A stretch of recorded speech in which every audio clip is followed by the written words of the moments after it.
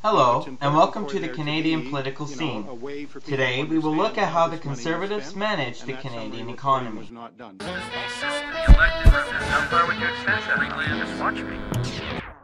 You may have seen this ad and others like it.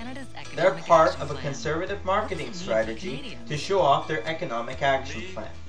But as rosy as the ad seems, it doesn't speak to the actual condition of Canada's economy.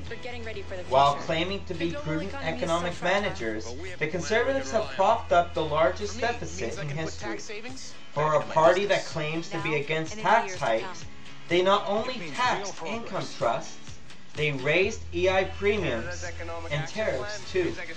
Controversial reforms to EI and the introduction of a temporary foreign workers program has acted to drive down wages and instill doubt on the new jobs the Conservatives take credit for.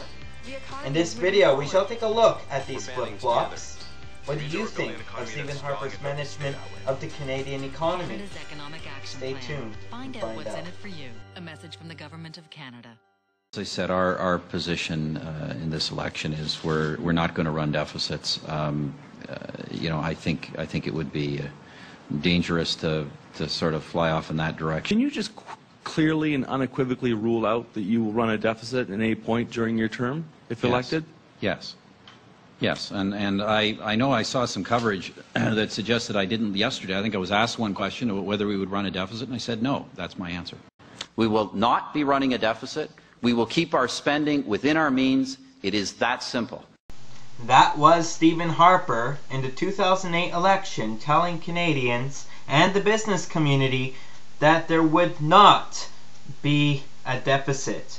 However, it didn't take long for his finance minister Jim Flaherty to contradict him. We will run a substantial short-term deficit this year, which I would estimate at more than $50 billion. The Conservatives broke their own record. After beating Mulroney's $39 billion deficit and squandering a Liberal $13 billion surplus, the party of prudent managers managed a $53 billion deficit. The Conservatives also say they're low taxing, but despite the actual decrease of 2% in the GST, and a continued decrease in corporate taxes from the previous Liberal government, Harper taxed income trusts, despite radically opposing so in the 2006 election. You know where the Liberals stand on raiding seniors' nest eggs. Whether it is death taxes or taxing income trusts, a new Conservative government will never let this happen. When Ralph Goodale tried to tax income trusts, don't forget this. They showed us where they stood. They showed us about their attitudes towards raiding seniors' hard-earned assets. And a Conservative government will never allow either of these parties to get away with it. Call it the Halloween massacre on Bay Street. $20 billion wiped out in the first day of trading after Ottawa's surprise decision to tax income trusts. The Conservatives also raised premiums on EI, a move even their own MPs oppose because it kills jobs. Small businessman by myself for years. The higher premium we collect, it hurt the small business. We must keep the business, this high premium in line. Therefore, the small businesses keep creating jobs. Jobs. That's what we need. This is what the Canadians need. And increasing this unemployment insurance is not the solution. It turns out the Conservatives also reformed EI, making it more difficult for Canadian workers to access it. In fact, it forces workers to travel 100 kilometers to a new job and accept a paycheck of 70% of the previous salary.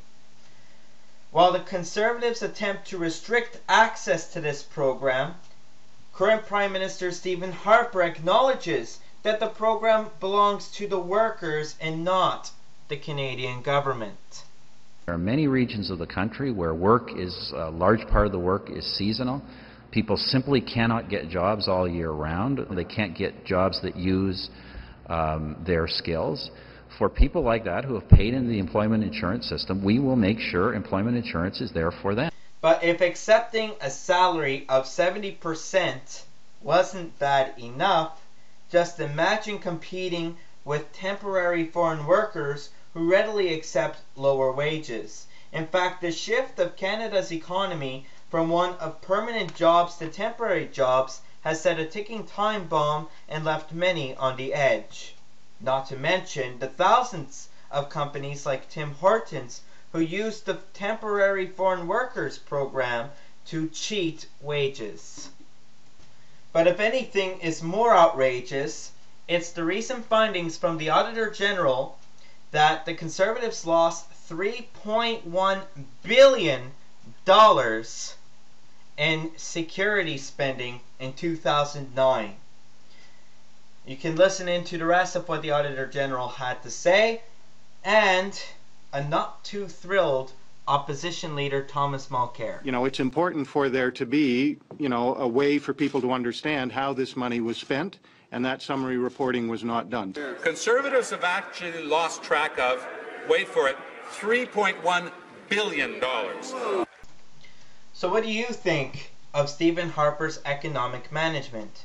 Feel free to subscribe to our various social media, including this YouTube channel, and feel free to sound off in the comments below or on those various social media sites. What do you think? Boom or bust? How far would you extend that? Just watch me.